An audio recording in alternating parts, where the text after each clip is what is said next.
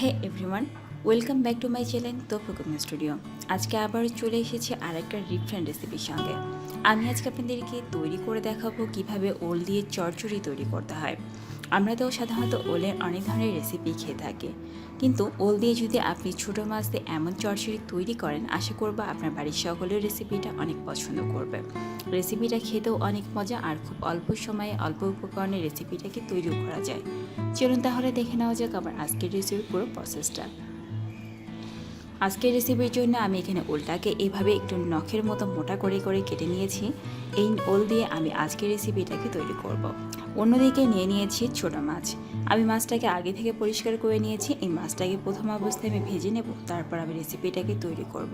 আর উপকরণ হিসেবে নিয়ে নিয়েছি শুধুমাত্র পেঁয়াজ এবং রসুন। আমি এখানে হাফ কাপের মতো পেঁয়াজ এবং রসুন নিয়েছি। রেসিপিটা তৈরি করতে পেঁয়াজ এবং রসুনটাকে একটু বাড়ি দিতে হবে। আর সর্বপ্রথমে মাছটাকে ভেজে নিচ্ছি, এই জন্য চুলায় দিয়ে দিয়েছি একটা প্যান আর দিয়েছি পর্যাপ্ত সয়াবিন তেল। তেলটাকে হালকা করে গরম করে নেওয়ার পর আমি এখানে দিয়ে দিয়েছি মাছগুলোকে। আমি এখন ধীরে ধীরে মাছগুলোকে ভেজে নিচ্ছি। আপনি চাইলে যেখানে যে কোনো প্রকার ছোটো মাছ ইউজ করতে পারেন, কারণ সব মাছ দিয়ে রেসিপিটা খেতে অনেক মজা লাগবে। এভাবে ধীরে ধীরে মাছের যখন এক পাশটা হয়ে যাবে, তখন আমি অপর পাশটাকে এভাবে একটা কাঁটা চামচ দিয়ে উল্টে দিচ্ছি। ধীরে ধীরে মাছটাকে একদম লালচে ব্রাউন কালার করে ভেজে নিতে হবে, কারণ মাছটা আপনি যতটা সুন্দর করে ভাজবেন, রেসিপির টেস্টটাও কিন্তু ঠিক ততটাই সুন্দর লাগবে। এই জন্য মাছটাকে সর্বপ্রথম খুব ভালো মতো উল্টিয়ে পাল্টে লালচে ব্রাউন কালার করে ভেজে নিতে হবে। যতক্ষণ পর্যন্ত আমার মাছের কালারটা লালচে ব্রাউন কালার না হচ্ছে, ঠিক ততক্ষণ পর্যন্ত আমি এভাবেই ধীরে ধীরে মাছটাকে উল্টিয়ে পাল্টিয়ে ভাজতে থাকবো।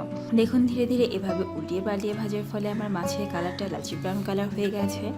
যখন মাছের কালারটা এমনটা লালচে ব্রাউন কালার হয়ে যাবে, ঠিক তখনই আমি মাছটাকে সার্ভিং বলে নামিয়ে নিয়েছি। এখন একটা হাতা থেকে তেলটাকে ছড়িয়ে নিয়ে এখন ধীরে ধীরে মাছটাকে সার্ভিং বলে নামিয়ে নিয়েছি।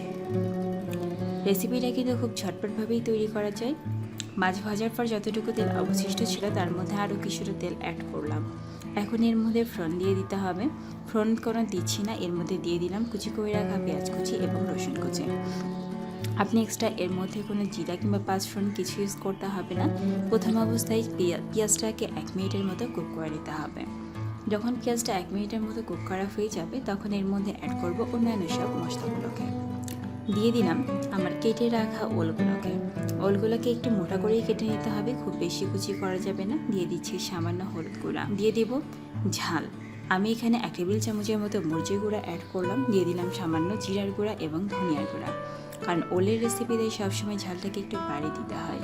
সবার শেষে দিয়ে দিচ্ছি স্বাদ মতো লবণ।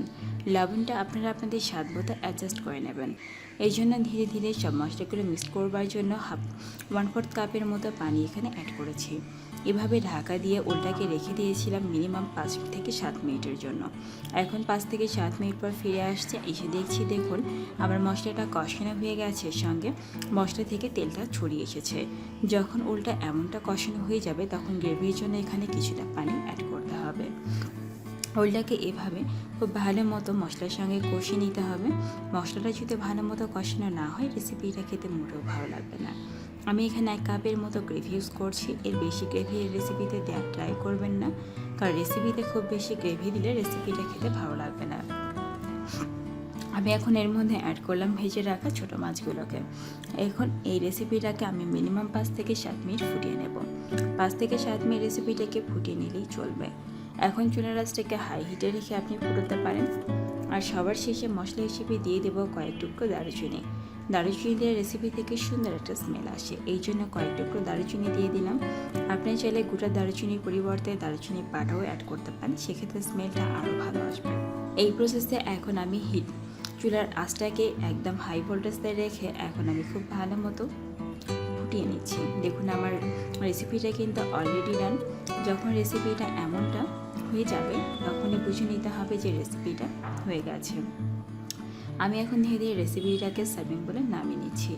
আশা করব আমার আজকের এই ওলের চড়চড়ি রেসিপিটা আপনাদের ভালো লেগেছে। যদি রেসিপিটা আপনাদের সত্যিই ভালো লেগে থাকে, তাহলে অবশ্যই আমার চ্যানেলটাকে সাবস্ক্রাইব করবেন, পাশে থাকা বেল আইকনটাকে ক্লিক করবেন।